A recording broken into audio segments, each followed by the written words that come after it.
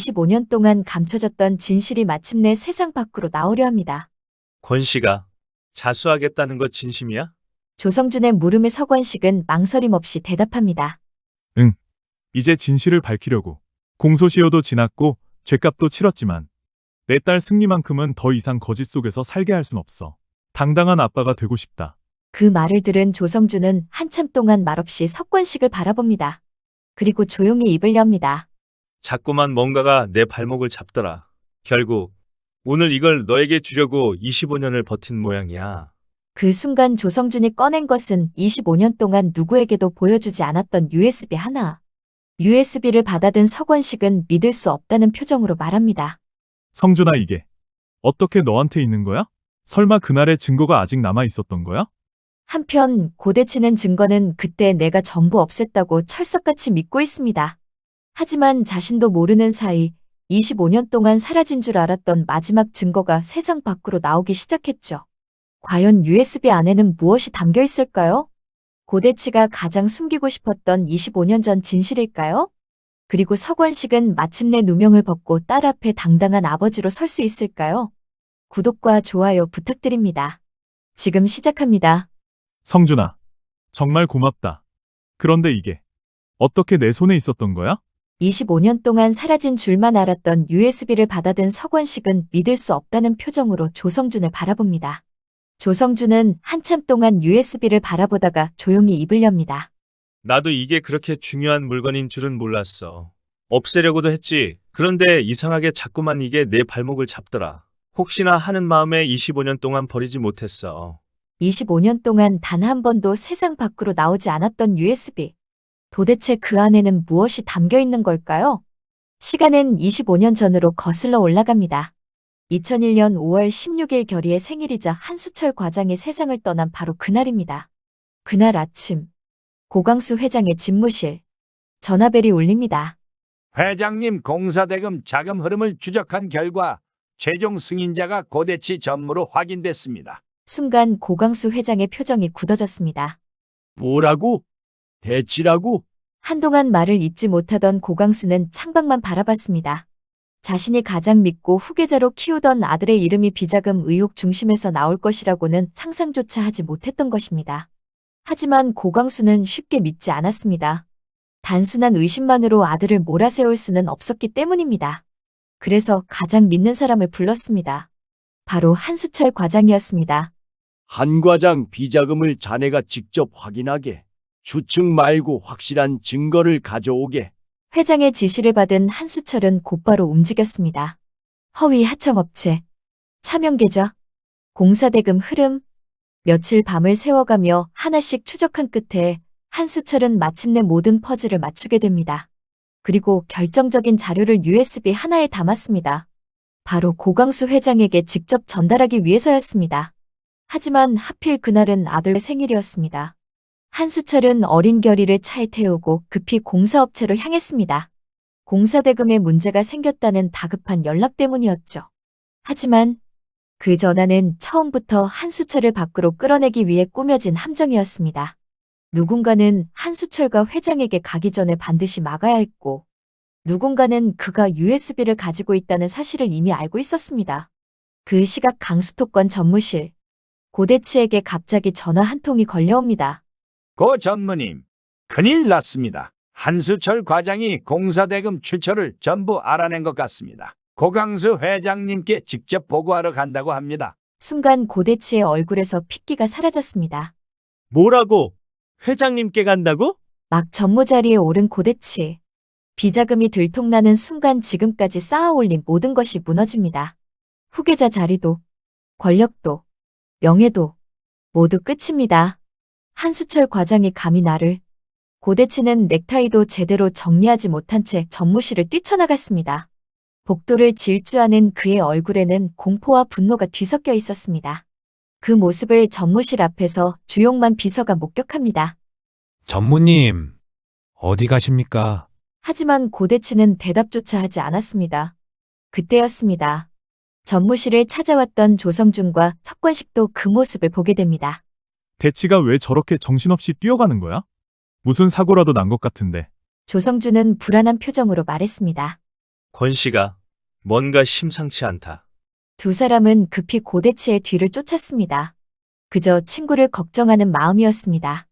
하지만 그 선택이 세 사람의 인생을 송두리째 바꿔놓을 줄은 그 누구도 알지 못했습니다. 고대치는 미친 듯이 엑셀을 밟으며 한수철의 차량을 쫓기 시작했습니다. 그의 머릿속에는 단 하나의 생각뿐이었습니다. 무슨 수를 써서라도 USB를 회장에게 넘기기 전에 반드시 막아야 한다. 그리고 바로 그 순간 세죽동 사거리에서 25년 동안 모두를 속여온 비극이 시작됩니다. 자신이 심어둔 비서를 태운 고대치는 직접 운전대를 잡았습니다. 평소라면 기사에게 맡겼겠지만 이날만큼은 달랐습니다. 단 한 번의 실수도 용납할 수 없었기 때문입니다. 비서는 다시 한번 확인했습니다. 전무님, 정말 직접 가시겠습니까? 고대치는 이를 악문 채 엑셀을 밟았습니다. 오늘은 내가 간다? 무슨 수를 써서라도 한수철을 막아야 해. 조금 전 공사대금 문제를 확인해달라는 연락은 처음부터 함정이었습니다. 한수철을 회사 밖으로 유인하기 위해 고대치가 미리 꾸며놓은 덫이었던 것입니다. 하지만 고대치는 몰랐습니다. 한수철과 이미 자금 흐름을 모두 정리한 USB를 품에 넣은 채 고광수 회장을 만나러 가고 있다는 사실을. 고 전무님, 세죽동 사거리로 들어섰습니다. 비서의 말이 끝나기가 무섭게 고대치는 전방을 응시했습니다. 그리고 마침내 정빈구 세죽동 사거리, 멀리 익숙한 차량 번호가 눈에 들어왔습니다. 서울 3-801이 찾았다. 한수철, 고대치의 눈빛이 순식간에 변했습니다. 한 과장, 증거만 내놔. 그것만 뺐으면 돼. 한수철 차만 세우면 끝이야? 고대치는 거칠게 엑셀을 밟으며 한수철의 차량을 추격하기 시작했습니다. 뒤따르던 차량이 거리를 좁혀오자 한수철도 백미러를 바라봤습니다. 저 차는 왜 계속 따라오는 거지? 잠시 후 차량이 옆으로 바짝 붙었습니다. 운전석을 본 한수철의 얼굴이 굳었습니다. 고 전무님? 순간 모든 것을 깨달았습니다. 내가 자금 흐름을 알아낸 걸 눈치챘구나. 고 전무님. 잠깐만 한수철. 하지만 고대치는 이미 이성을 잃은 상태였습니다. 차 세워. USB 내놔. 쾅! 첫 번째 충격. 차량이 크게 흔들렸습니다. 한수철은 필사적으로 운전대를 붙잡았습니다. 결아. 몸 숙여. 그러나 고대치는 멈추지 않았습니다. 왜 말을 안 들어? 얌전히 차만 세우면 된다고. 다시 차량을 밀어붙인 순간. 쾅! 거대한 충돌음과 함께 한수철의 차량은 중심을 잃고 도로 밖으로 튕겨나갔습니다. 순간 고대치의 얼굴에서 핏기가 사라졌습니다. 난 겁만 주려고 했는데 잠시 도로는 정막에 휩싸였습니다. 한편 같은 시각 정신없이 고대치를 뒤따르던 서권식의 휴대전화가 갑자기 울렸습니다. 화면에 찍힌 이름은 고대치. 권식은 이상한 예감에 서둘러 전화를 받았습니다. 대치야. 왜 그래? 왜 그렇게 헐레벌떡 뛰어나간 거야? 그런데 수화기 너머로 들려온 목소리는 평소의 고대치가 아니었습니다. 숨이 넘어갈 듯 거칠게 헐떡이며 다급하게 외쳤습니다. 권씨가 빨리 와. 나 좀 살려줘. 큰일 났어. 내가 돈 빌려줄게. 나 좀 도와줘라. 순간 권식의 얼굴이 굳었습니다. 평소 어떤 상황에서도 흔들리지 않던 고대치였습니다. 그런 고대치가 떨리는 목소리로 살려달라고 말하고 있었습니다. 그리고 그렇게 애원하던 돈도 성큼 빌려주겠다고 했습니다. 권식은 직감했습니다. 보통 일이 아니다. 돌이킬 수 없는 일이 벌어졌다. 대치야. 무슨 일이야? 거기야 어디야? 너 돈 빌려준다는 거 진짜지? 말 바꾸기 없기다. 하지만 고대치는 위치만 말한 뒤 황급히 전화를 끊어버렸습니다. 권식은 더 이상 생각할 겨를이 없었습니다. 대체 무슨 일이길래 고대치가 저렇게까지 당황한 거지? 그리고 그 순간 권식의 머릿속을 스쳐 지나가는 생각 하나. 혹시 나중에 문제가 생기면 어떡하지? 고대치는 평소에도 자신에게 불리하면 얼마든지 말을 바꾸는 사람이었습니다. 말 바꾸지 않도록 증거를 남겨야겠어. 순간 등골이 서늘해졌습니다. 권식은 주머니를 뒤졌습니다. 그 안에는 평소 중요한 대화를 기록할 때 사용하던 작은 휴대용 녹음기가 들어있었습니다. 잠시 망설였습니다. 설마 대치가 거짓말을 하겠어? 그래도 확실히 해두는 게 좋겠어. 하지만 불안감은 쉽게 사라지지 않았습니다. 권식은 조용히 녹음기를 손에 쥐었습니다. 그리고 아무도 모르게 스위치를 눌렀습니다. 찰칵. 작은 불빛 하나가 켜졌습니다. 권식은 혼잣말처럼 중얼거렸습니다. 혹시 모르니까 증거를 남겨두자. 그저 불안한 마음에 눌렀던 녹음기. 그때는 아무도 몰랐습니다. 몇 분 뒤, 그 녹음기 안에 담길 목소리가 25년 동안 감춰졌던 진실을 세상 밖으로 끌어낼 유일한 증거가 될 것이라는 사실을. 그리고 고대치가 평생 숨기려 했던 비밀 역시 바로 그 작은 녹음기 안에 고스란히 남게 될 것이라는 사실을 말입니다. 사고 현장에 도착한 석권식은 눈앞에 펼쳐진 광경을 보고 그대로 굳어버렸습니다. 도로 한복판에는 차량 한 대가 형체를 알아보기 힘들 정도로 처참하게 부서져 있었습니다. 깨진 유리 조각이 사방에 흩어져 있었고 차 앞부분에서는 희뿌연 연기가 피어오르고 있었죠. 그 옆에는 피를 흘린 채 쓰러져 있는 한수철이 있었습니다. 권식은 다리에 힘이 풀리는 것을 느꼈습니다. 조금 전까지만 해도 돈을 빌려달라고 고개를 숙였던 자신이 이제는 사람의 목숨이 오가는 현장에 서 있었습니다. 대치야, 이게 대체 무슨 일이야? 고대치는 대답하지 못했습니다. 넋이 나간 얼굴로 차고 차량만 바라보고 있었죠. 얼굴은 새하얗게 질려 있었고 운전대를 잡았던 손은 아직도 심하게 떨리고 있었습니다. 그 곁에는 고대치가 회사에 심어두었던 비서 한 명이 서 있었습니다. 비서 역시 겁에 질린 채 주변만 살피고 있었습니다. 그 순간 고대치가 서권식에게 달려들었습니다.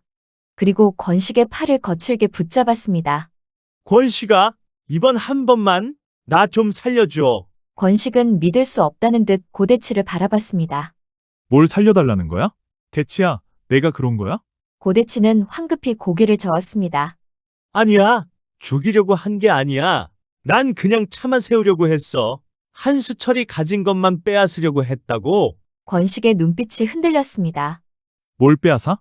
무슨 말을 하는 거야? 고대치는 주변을 한번 살폈습니다. 그리고 권식의 귀에 대고 낮은 목소리로 말했습니다. 한수철이 내 자금 흐름을 알아냈어. 그 증거를 아버지한테 가져가려고 했다고. 그게 넘어가면 나는 끝이야. 전무 자리도 회사도 전부 끝이라고.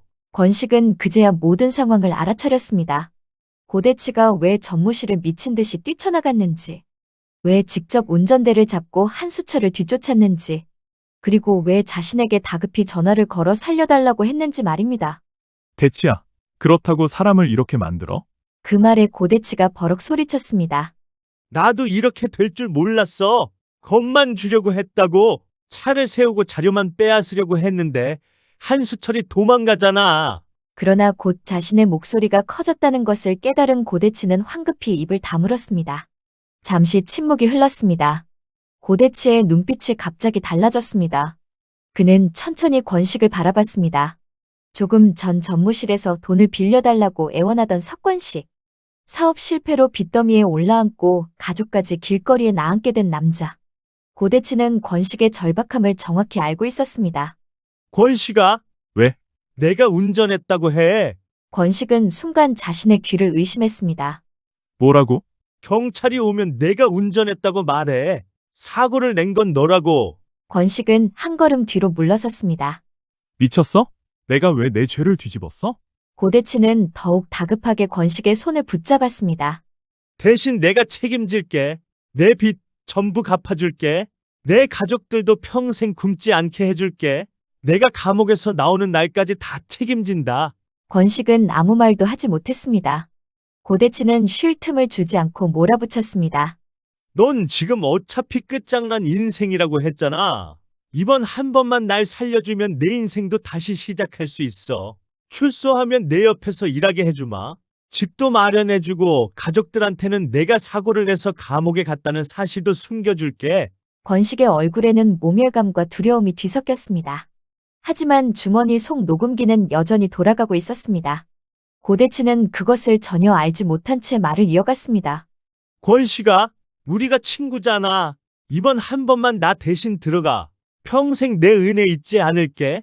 그 순간 권식은 깨달았습니다. 친구라고 믿었던 고대치에게 자신의 사람이 아니었습니다. 필요할 때 대신 죄를 짊어질 수 있는 도구에 불과했던 것이죠. 그러나 가족의 얼굴이 떠올랐습니다. 밀린 빚, 당장 쫓겨날 집, 아무것도 모르는 어린 딸 승리. 권식은 쉽게 거절하지 못했습니다. 그 사이 고대치는 사고 차량 쪽으로 다가갔습니다. 그리고 쓰러진 한수철의 옷과 가방을 거칠게 뒤지기 시작했습니다. 뭐 하는 거야? 권식이 묻자 고대치는 다급히 대답했습니다. USB가 있어. 분명 그 안에 증거가 들어있을 거야. 그것만 없애면 돼. 고대치는 한수철의 안주머니를 뒤지다가 마침내 작은 물건 하나를 발견했습니다. 손바닥보다도 작은 USB였습니다. 그 순간 고대치의 얼굴에 안도감이 번졌습니다. 찾았다. 이거였어? 그는 USB를 꽉 움켜쥐었다가 잠시 생각에 잠겼습니다. 자신이 직접 가지고 있다가 경찰에게 발견되면 모든 것이 끝날 수 있었습니다. 고대치는 곧바로 USB를 서권식의 손에 쥐어줬습니다. 이것도 내가 처리해. 권식은 놀라 USB를 바라봤습니다. 내가? 그래. 절대 아무도 못 찾게 없애. 태워버리든 강에 던지든 내가 알아서 해. 권식이 아무 말도 하지 않자 고대치는 차갑게 덧붙였습니다. 어차피 넌 나 대신 감옥에 갈 사람이야. 경찰이 내 물건을 뒤져도 이게 나오지만 않으면 돼. 그 한마디에 권식의 얼굴이 굳었습니다. 하지만 고대치는 이미 모든 일이 정리됐다고 믿고 있었습니다. 운전자는 서권식, 증거는 제거, 비서는 입막음. 자신은 현장에 늦게 도착한 사람으로 남으면 된다고 생각했죠. 잠시 후 멀리서 사이렌 소리가 들려오기 시작했습니다. 고대치는 권식의 어깨를 붙잡고 마지막으로 말했습니다. 지금부터 정신 똑바로 차려. 내가 운전한 거야. 알겠지? 권식은 떨리는 손으로 USB를 움켜쥐었습니다. 그리고 주머니 속 녹음기에서는 여전히 고대치의 목소리가 기록되고 있었습니다. 그날 고대치는 모든 증거를 없앴다고 믿었습니다. 하지만 한수철의 USB와 자신이 서권식에게 누명을 씌우는 목소리, 고대치를 무너뜨릴 두 개의 결정적인 증거가 모두 서권식의 손에 들어갔다는 사실을 그는 끝내 알지 못했습니다. 그렇게 25년 동안 이어질 세 사람의 끔찍한 거래가 시작됐습니다. 며칠 뒤, 한수철 교통사고의 충격이 채 가라앉기도 전, 서권식은 경찰에 출석하라는 연락을 받았습니다. 사고 차량을 운전한 사람으로 이미 그의 이름이 올라가 있었습니다. 고대치가 약속한 대로 주변 정리는 빠르게 끝나가고 있었죠. 하지만 서권식의 얼굴에는 안도감이 없었습니다. 밤마다 사고 현장이 떠올랐습니다. 도로 위에 쓰러진 한수철, 아버지를 흔들며 울부짖던 어린 고결, 그리고 자신의 손에 USB를 쥐어주며 차갑게 말하던 고대치의 목소리. 내가 운전한 거야. 끝까지 그렇게 말해. 권식은 알고 있었습니다. 이제 경찰서에 들어가는 순간 자신은 단순히 친구를 도와준 사람이 아니라 한 사람의 죽음을 뒤집어 쓴 범죄자가 된다는 것을 말입니다. 구속을 하루 앞둔 늦은 저녁, 석권식은 조성준에게 전화를 걸었습니다. 성준아, 잠깐만 나와줄 수 있냐? 평소와 다른 권식의 목소리에 조성준은 아무것도 묻지 않고 약속 장소로 나갔습니다. 두 사람이 만난 곳은 사람들의 발길이 끊긴 작은 포장마차 뒤편이었습니다. 석권식은 술잔만 바라본 채 좀처럼 입을 열지 못했습니다. 권씨가 무슨 일이야? 며칠째 연락도 안 받고 얼굴은 또 왜 이 모양이야? 권식은 한참 동안 망설이다가 겨우 입을 열었습니다. 성준아, 세죽동에서 난 교통사고. 그 사고를 내가 냈어. 가족들 몰래 갔다 오려고. 그렇게 됐다. 조성준은 믿을 수 없다는 듯 자리를 박차고 일어났습니다. 말도 안 돼. 그날 너는 나랑 같이 있었잖아. 대치를 뒤따라가다가 중간에 전화 받고 먼저 간 거 아니야? 그런데 내가 어떻게 운전자가 돼? 그 말에 석원식은 고개를 들지 못했습니다. 사정이 있어. 그냥 나 대신 내 가족들 좀 가끔 챙겨봐줘. 권 씨가 혹시 대치가 시켰어? 순간 석원식의 눈빛이 흔들렸습니다. 그 짧은 반응만으로 조성준은 무언가 잘못됐다는 것을 알아차렸습니다. 권 씨가 똑바로 말해. 대치가 무슨 짓을 한 거야? 그러나 권식은 끝내 진실을 말하지 못했습니다. 고대치와의 거래가 떠올랐기 때문입니다. 빚을 모두 갚아주겠다는 약속, 가족들을 평생 책임지겠다는 약속, 출소한 뒤 자신을 곁에 두겠다는 약속. 무엇보다 어린 딸 승리의 얼굴이 눈앞에 아른거렸습니다. 성준아, 내가 선택한 일이야. 조성준은 답답한 마음에 권식의 멱살을 붙잡았습니다. 사람이 죽었어. 그런데 어떻게 아무 말도 하지 말라는 거야? 내가 정말 운전했다면 왜 나한테 이런 표정을 짓는데? 권식은 힘없이 조성준의 손을 떼어냈습니다. 나도 모르겠다. 내가 잘한 건지. 이제 돌아갈 수가 없어 가족들이 대신 편하게 살 수 있잖아. 잠시 무거운 침묵이 흘렀습니다. 그때 서권식은 주변을 살핀 뒤 품속에서 낡은 봉투 하나를 꺼냈습니다. 봉투 안에는 작은 USB와 휴대용 녹음기가 들어 있었습니다. 조성준은 의아한 표정으로 물었습니다. 이게 뭐야? 권식은 물건을 조성준 쪽으로 밀어놓았습니다. 이거 내가 좀 처리해줘. 처리하다니?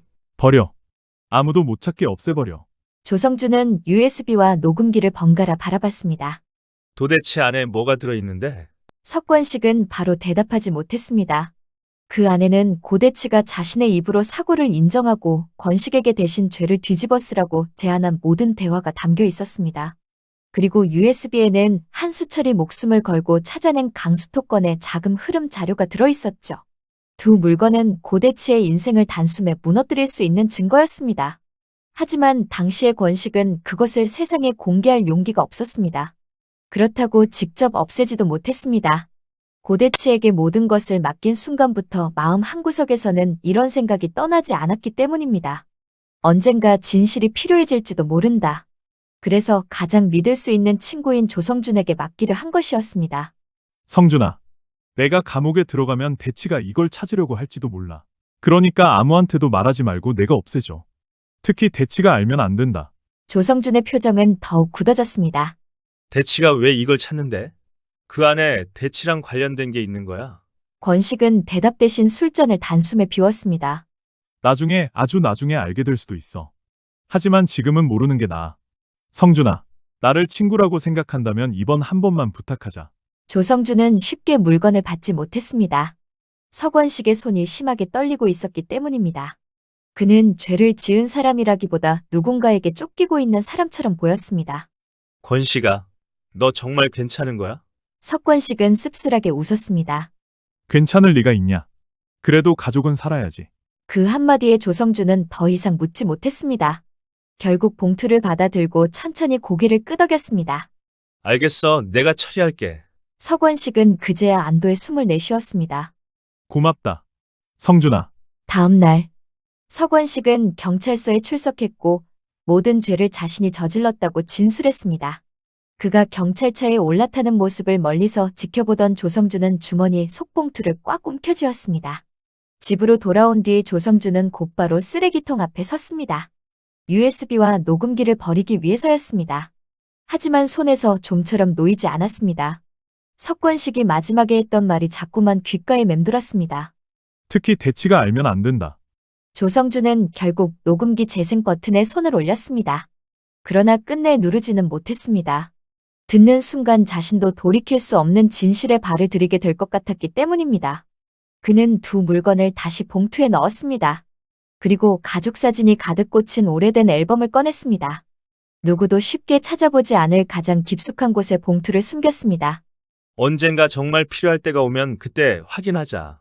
조성준은 그렇게 스스로를 설득했습니다. 하지만 그 언젠가가 오는 데에는 무려 25년이라는 세월이 걸렸습니다. 그리고 25년 뒤, 딸 승리 앞에 당당한 아버지가 되고 싶다는 석권식의 결심이 조성준이 평생 외면해온 그 봉투를 다시 세상 밖으로 꺼내게 만들었습니다. 고대치가 완벽히 사라졌다고 믿었던 증거, 한수철의 USB와 사고 직후의 녹취, 그 두 가지는 단 한 번도 사라진 적이 없었습니다. 조성준의 오래된 앨범 속에서 25년 동안 고대치의 몰락을 기다리고 있었던 것입니다. 그렇게 25년이라는 긴 세월을 돌아 USB와 녹취는 다시 석권식의 손에 들어왔습니다. 고대치가 완벽하게 없앴다고 믿었던 그날의 결정적 증거. 그리고 모두가 석권식을 사고의 범인으로 알고 있는 가운데 이제 권식은 자신의 입으로 25년 전 반쪽짜리 진실을 바로잡으려 합니다. 과연 석권식은 고대치와의 거래를 모두 밝히고 억울한 누명을 벗어 딸 승리 앞에 당당한 아버지로 설 수 있을까요? 그리고 마지막 증거가 살아있다는 사실을 알게 된 고대치는 또다시 진실을 막기 위해 어떤 일을 벌이게 될까요? 무엇보다 USB와 녹취가 공개되는 순간 한수철 교통사고의 진짜 운전자와 25년 동안 이어진 거대한 거짓말은 마침내 세상에 드러날 수 있을까요? 이제 고대치의 목을 조이기 시작한 것은 다른 누구도 아닌 자신이 25년 전 저지른 선택이었습니다. 여러분은 석권식이 끝까지 용기를 내 진실을 밝힐 수 있을 거라 생각하시나요? 그리고 고대치의 마지막 선택은 자수일지 또 한 번의 증거 인멸일지 댓글로 예상해주세요. 오늘 이야기가 재미있으셨다면 구독과 좋아요, 알림 설정 부탁드립니다. 25년 동안 묻혀있던 세죽동 사고의 진실이 밝혀지는 그날까지 다음 이야기도 함께 지켜보겠습니다. 오늘도 시청해주셔서 진심으로 고맙습니다.